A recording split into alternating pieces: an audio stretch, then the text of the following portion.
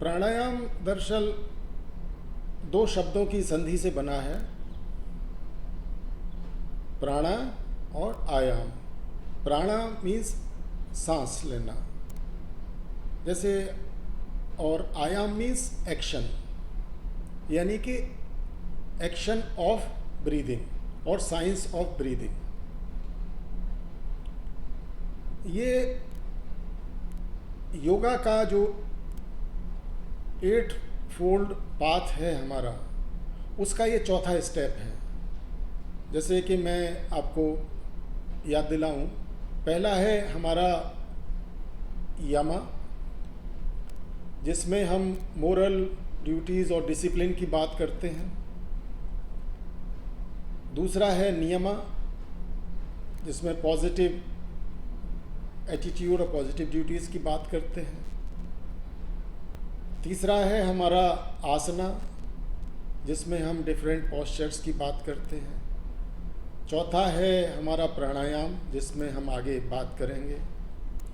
और पांचवा है प्रत्याहारा, जिसमें हम सेंस ऑफ विड्रॉल यानी कि डिटैचमेंट की बात करते हैं। जो छठा है धारणा, यानी कि फोकस्ड अटेंशन, हमारा फोकस्ड कंसंट्रेशन किसी भी चीज़ के लिए।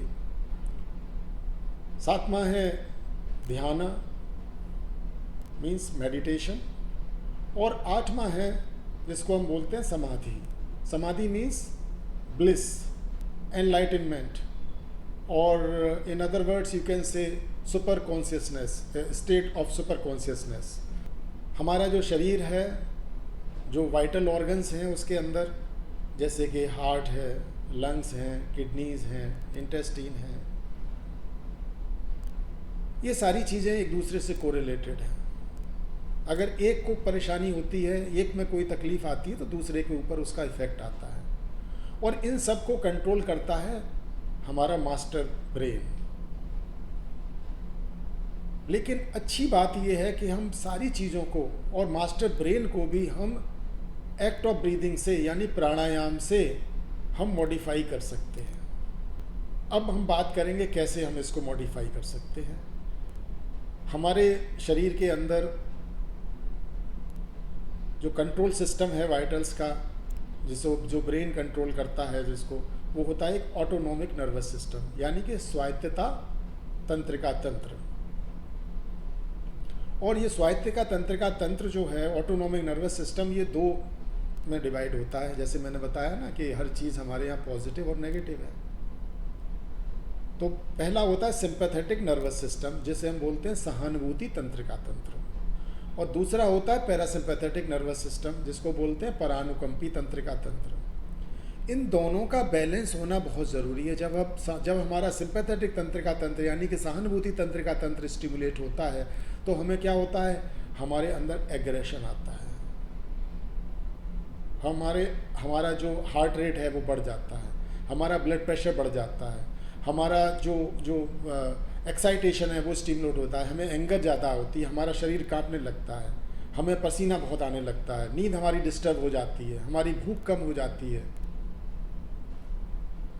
और जब हमारा परानुकंपी तंत्र का तंत्र स्टिमुलेट होता है, यानी कि पैरासिम्पैथेटिक नर्वस सिस्टम स्टिमुलेट होता है, तब हमारे ये अपोजिट इफेक्ट आने, यानी कि हम काम डाउन हो जाते हैं, हमारी एंग्जाइटी कम हो जाती है, हमारा एग्रेशन एजिटेशन कम हो जाता है, हमारी हार्ट रेट कम हो जाती है, हमारा रेस्पिरेटरी रेट कम हो जाती है, हम अपने आप को कूल और काम महसूस करते हैं, हमारी नींद अच्छी आती है, हमको भूख अच्छी लगती है, हमारी जो आंत है उसका एक्शन अच्छा हो जाता है, एब्जॉर्प्शन सारे पदार्थों का अच्छा होने लगता है। तो प्राणायाम हमारा इन सारे सिस्टम्स को, यानी कि ऑटोनोमिक नर्वस सिस्टम का जो इम्बैलेंस है, जो सिंपैथेटिक और पैरासिम्पैथेटिक सिस्टम का जो इम्बैलेंस है, उसको सेट करने की क्रिया है बाय एक्ट ऑफ और modulation of act of breathing. कि जब हम ब्रीथ करते हैं, जब हम डिफरेंट प्राणायाम करते हैं, तो हमारे शरीर के अंदर कुछ इस तरह के रसायन रिलीज़ होते हैं different types of act of breathing से, जो हमारे बैरो रिसेप्टर्स को और कीमो रिसेप्टर्स को, जिनसे कि हमारा ब्लड प्रेशर और हार्ट रेट कंट्रोल होती है, उनको कंट्रोल करते हैं। और हमको एक ये ऐसी फीडबैक हमारे ब्रेन को देते हैं कि ब्रेन हमारा एक्साइटेशन की प्रक्रिया से एक नॉर्मलाइजेशन या इनिवेशन की प्रक्रिया में आ जाता है और हमको कूल करता है। तो सिंपैथेटिक एंड पैरासिम्पैथेटिक सिस्टम, उसको आप कंट्रोल करिए, और वो कंट्रोल आप कर सकते हैं प्राणायाम से। धन्यवाद।